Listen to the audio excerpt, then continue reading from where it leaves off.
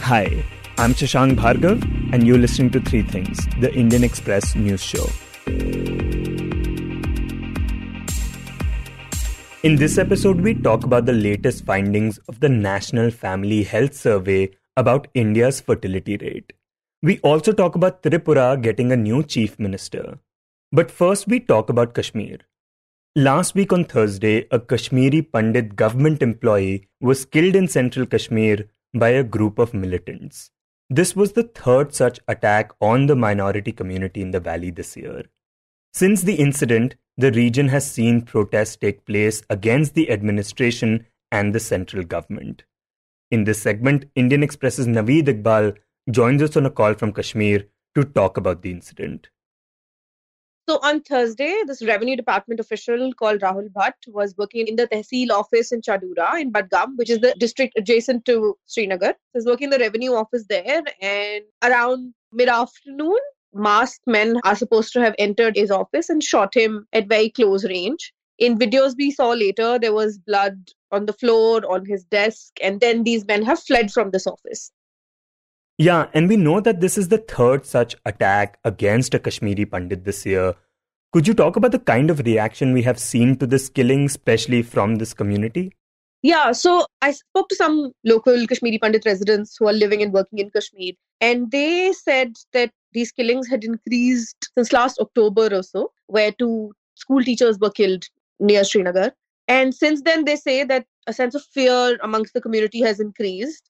And this time with this third killing, they say that we're at the end of our tether and we can't live in constant fear. We can't risk losing more family members. So the reactions come strong. And though the governments agreed to a lot of their demands and senior government officials have gone and met them, including the principal secretary to the lieutenant governor, senior police officials have visited the spot where the members of the community are agitating, but they are not relenting and the protests are continuing even the third day after Rahul Bhatt's death. Right, and what have these protests been like? Could you describe them?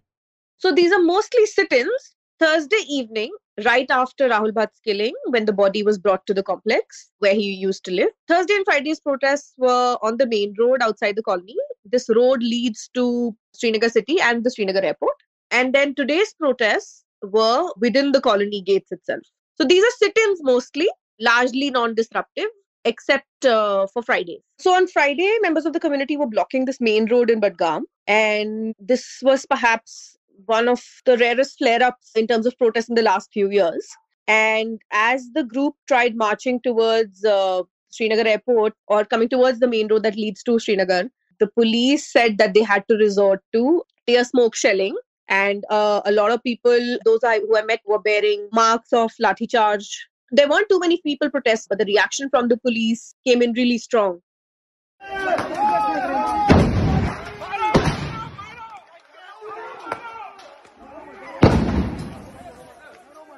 And what kind of reactions have we seen from mainstream political parties regarding this?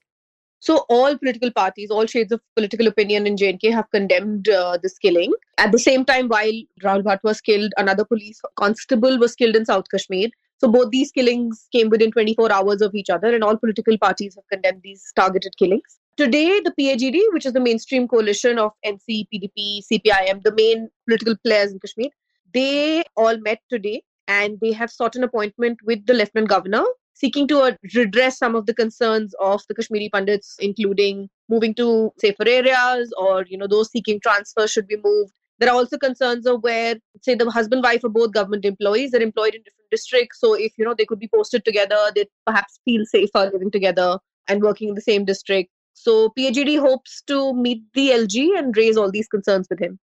And Naveed, what kind of pressure does this incident and these protests put on the BJP that has talked a lot about protecting Kashmiri Pandits? Recently, the issue of the exodus of Kashmiri Pandits was being talked about again because of the film Kashmir Files, which a lot of BJP leaders were pushing and recommending. But with yet another attack on the community, what position does the party find itself in? So, the family was angry, and a lot of BJP leaders who met the family in Jammu, as Arun Sharma reported for us, they had to face a lot of flack and anger from the family and from locals in Jammu who questioned these BJP leaders, what they had done for the community in the last 8 years. Even the employees that still continue to work here in Kashmir, they have said today there is so much talk about Kashmiri Pandits and rehabilitating them and restoring dignity and restoring their pride in being Kashmiri to the community. What has actually happened on the ground? When I met the members of the community today, they said we expected a lot from the BJP government, but they've not fared up to any of our expectations.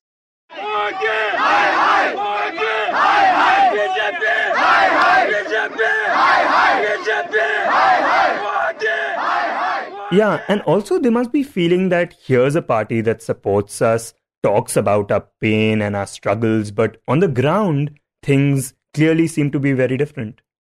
Yeah.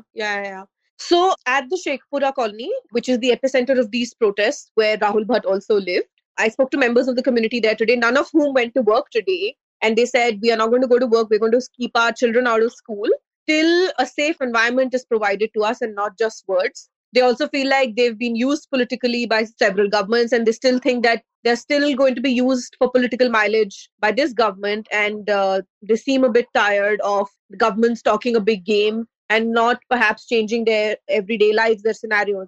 Like these families, they told me that they were cramped, like sometimes 4 families, 5 families within 2-room, 3-room sets.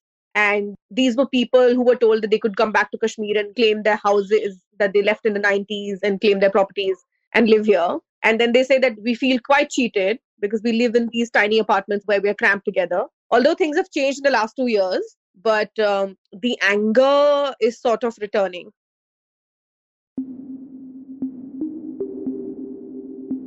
And next we talk about the National Family Health Survey, or NFHS, which is perhaps the most important survey done on health and family welfare in the country.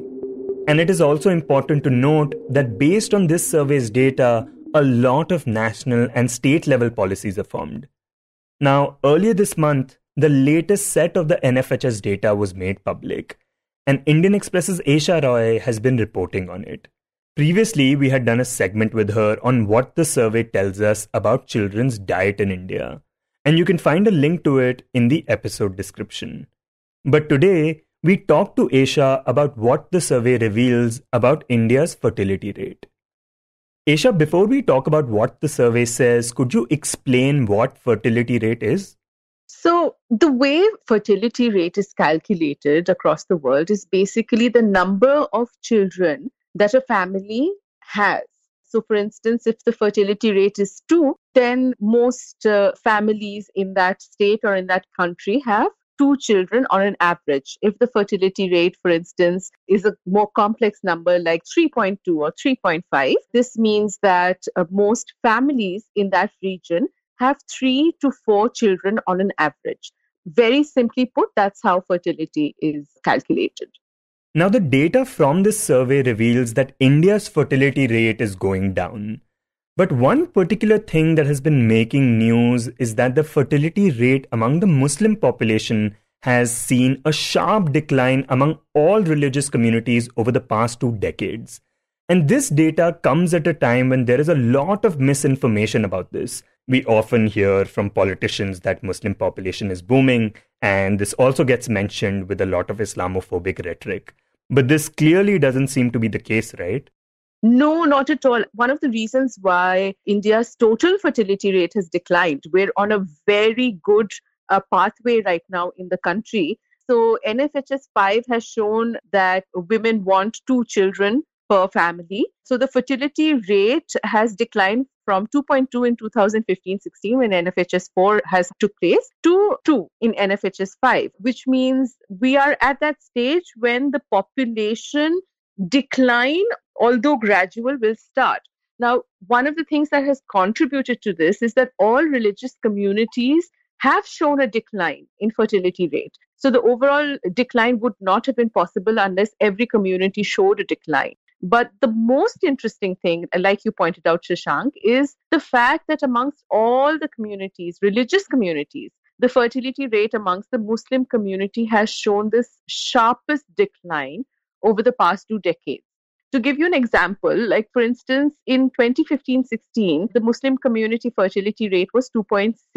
which means 2 to 3 children per family. This declined further to 2.3 in 2019-21. So the Muslim community is getting closer to the desirable 2 children per family fertility rate. But what is even more interesting is that the decline has been steady over decades. It continues to be the highest amongst all religious communities, but nevertheless, it has shown the sharpest decline in fertility rate.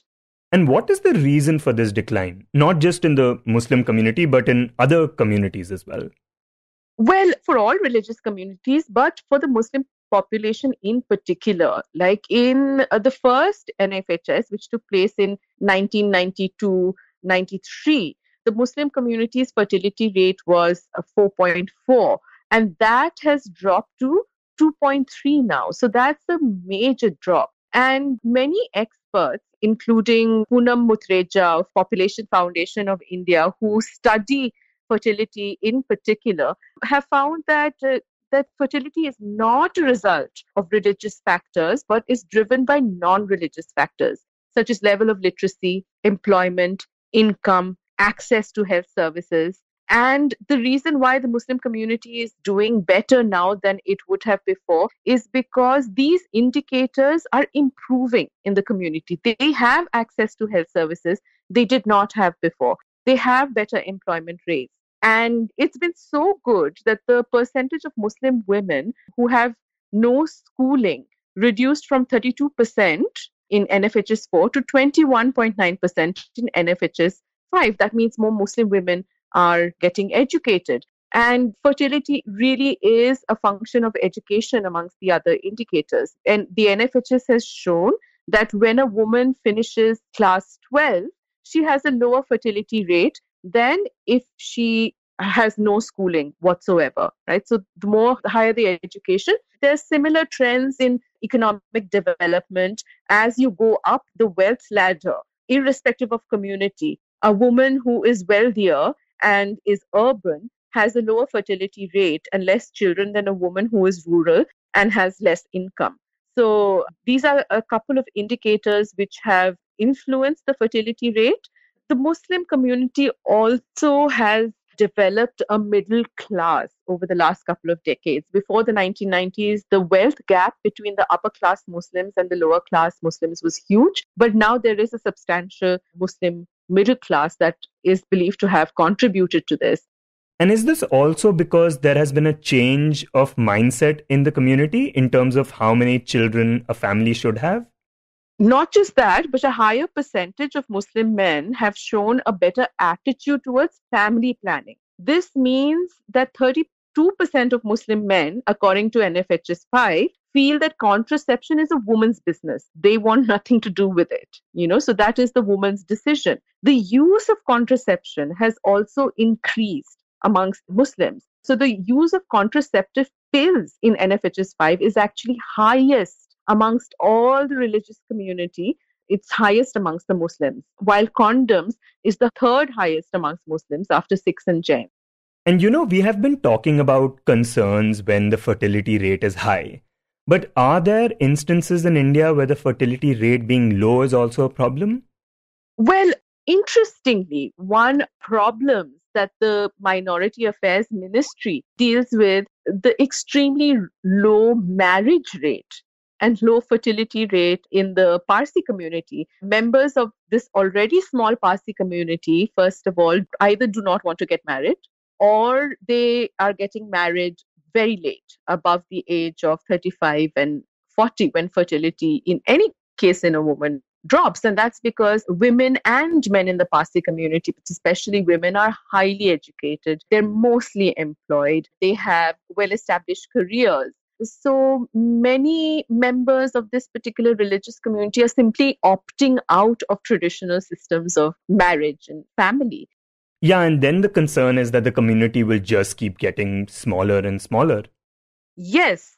So there is actually a program that the ministry runs, which is looking into how do you preserve the Parsi community now, how to reverse this trend of low marriage and low fertility. So that can also be problematic. So I would say for a country with a healthy not a dwindling population, but not an extreme population like China or India, the ideal rate would probably be 2. What is called the replacement level is 2.1, which is when a country hits a peak population and then starts declining towards a steadier population, which is good for India because we are currently overpopulated.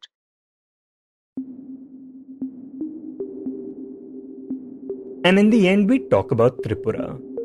On Saturday, in a surprising turn of events, the BJP leadership got the Chief Minister of the state, Biplab Kumar Deb, to resign from his post.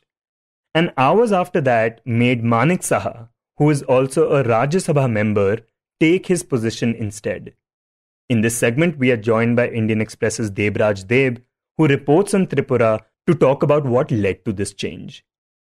So Debraj, do we know why Biplab Deb resigned or why he was made to resign by the BJP, or are we still in the dark about that?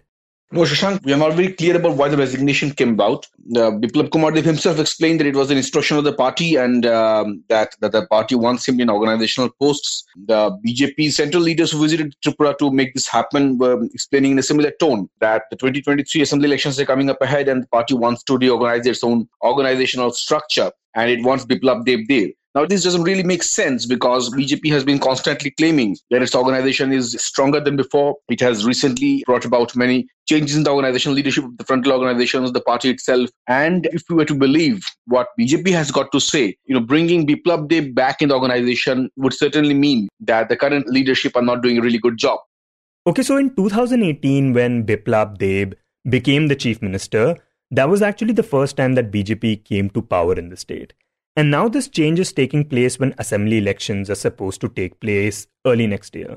Now, it indicating that the leadership is not doing a good job is one thing, but what is threatening the BJP in the state?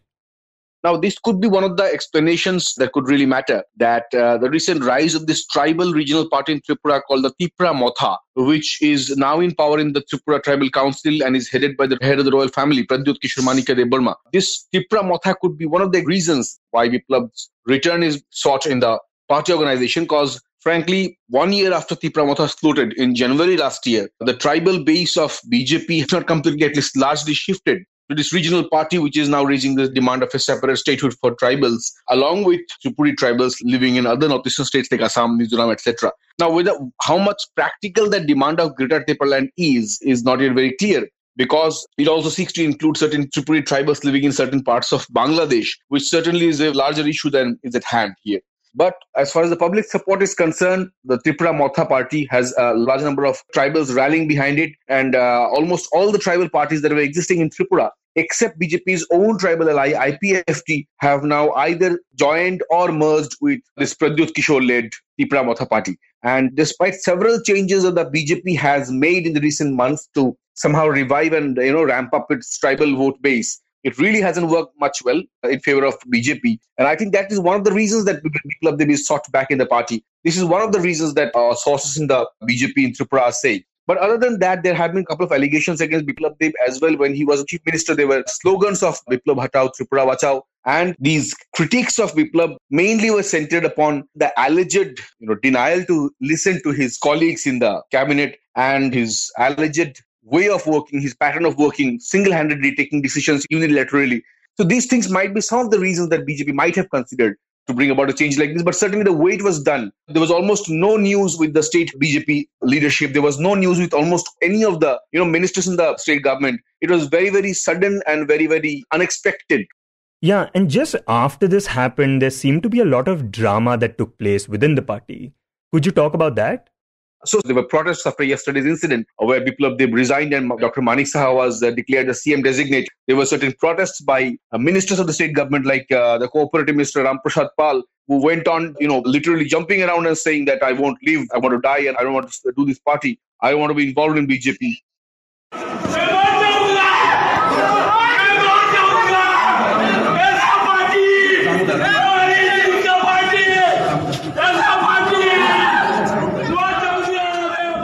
And this Ram Prasad Paul, he also lifted a chair and tried to hurl it in the direction of one of the BJP leaders who had come from Delhi. And now the videos of him doing this have gone viral, right? Yes, these videos have gone viral, and I was personally present there when this was happening. The BJP has not come out with an explanation of what it is going to do with such people who have openly, rebelled against the party's decision. And it is very unclear yet why the rebellion was there, why the protests were there, whether this content was voiced due to the decision to drop Biplab Kumar Deb or due to the decision of replacing him with Dr. Manik Saha.